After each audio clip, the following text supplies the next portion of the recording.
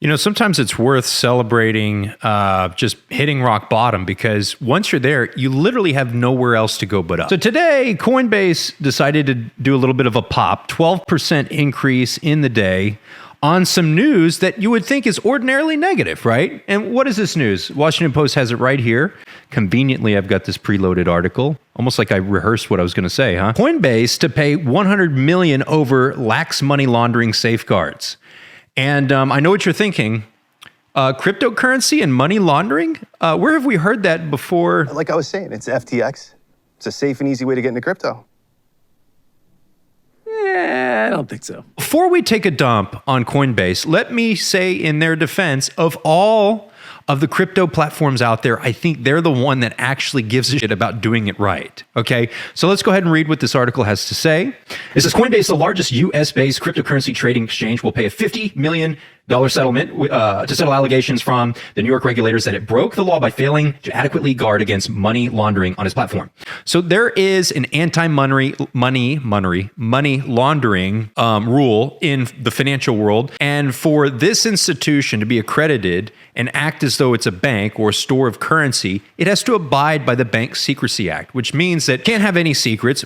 The government has to know who's bringing money in and where it's going at any point in time and at all times, and it has to be auditable. And then the other thing is you have to have protocols put in place to make sure that nobody is committing fraud or laundering money for illegal purposes. You have to, right? And so over this last year, they looked into it and there were like 100,000 different transactions that could have possibly supported illegal crimes or whatever. Right?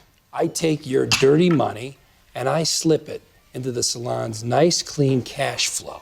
Final step, integration. The revenues from the salon go to the owner. That's you. Your filthy drug money has been transformed into nice, clean, taxable income brought to you by a savvy investment. So let's see what happened here. So Coinbase failed to build and maintain a functional compliance program that could keep pace with its growth. Happens all the time, right?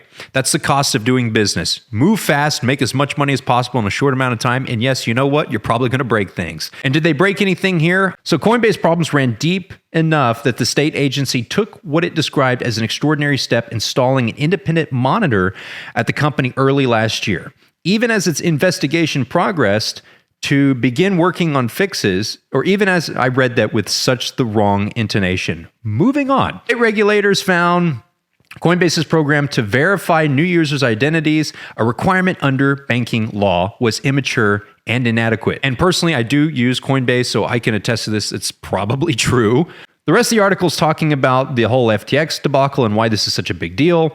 And then also that they are required to spend, or they've pledged $50 million to go towards implementing these policies, these protocols to protect them and to protect their clients and to make sure nobody's doing anything illegal because they want to be a legitimate institution. That's why the stock popped, because it changes the story.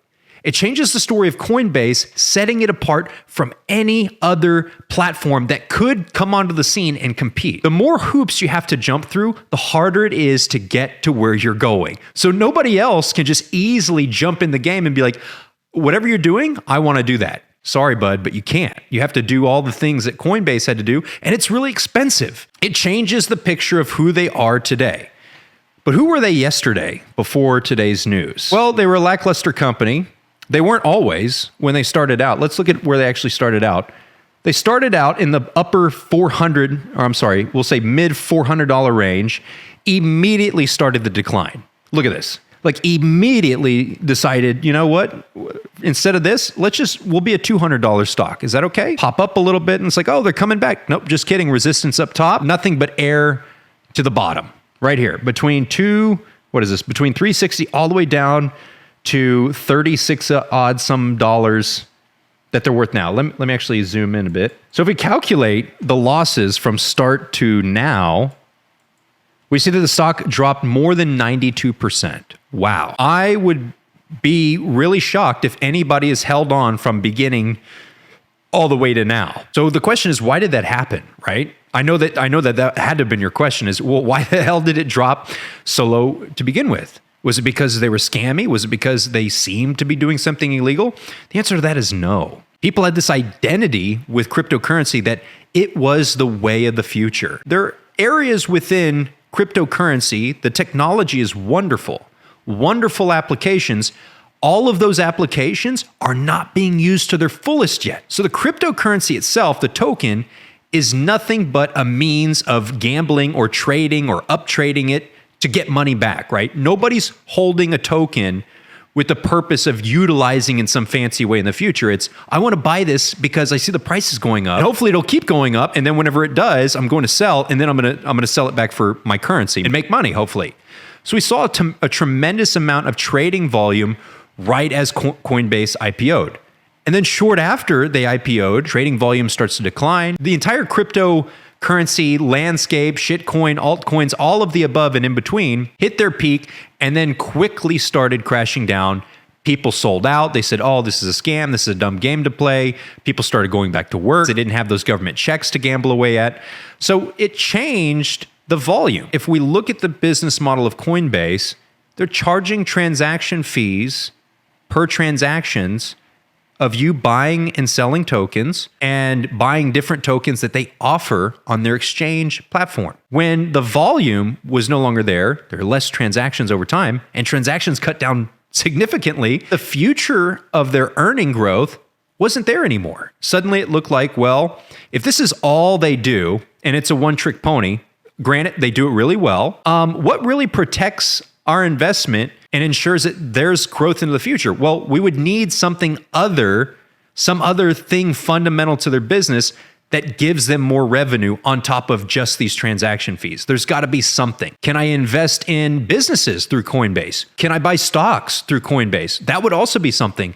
You can do neither of those things. Not yet, at least. So 2 areas I think that could help in Coinbase, but it would require a lot of changes in the law in FINRA and regulations. Instead of shares being traded with just stocks, I think what we could do is trade tokens instead, and tokens equating to the actual value of those companies. Like they could be blessed off or registered through the SEC. However, whatever it is, I don't care what has to be done. Every trade would be verifiable on the blockchain. If you don't know what the blockchain is, just know that it's far more cost effective than what the hell is going on when you buy and sell a stock. So if Coinbase became the platform for buying and selling, trading, whatever, investing, hosting ETFs, whatever, if they became the platform for that, that would drastically change the story for how they make their money. And I could easily see this changing from what is a $9 billion company today, which, by the way, that's still a pretty impressive value. But it would change that to being $90 billion tomorrow easily, very easily, because then we would be comparing it to other registered institutions that do that kind of work. The other thing is they could host more stable coins. Maybe this is the roadway to get there. I don't know. But they could also host a stable token for other currencies around the world and then allow those currencies to exchange. And if they could find a way to do that better than your local bank or any of these other platforms out there like PayPal, then they would kick ass, truly. So as it is right now, they're stuck to this one trick pony type business model. And that's why we're seeing this PE ratio. Let's look at this. This PE ratio is so low. It's barely 4.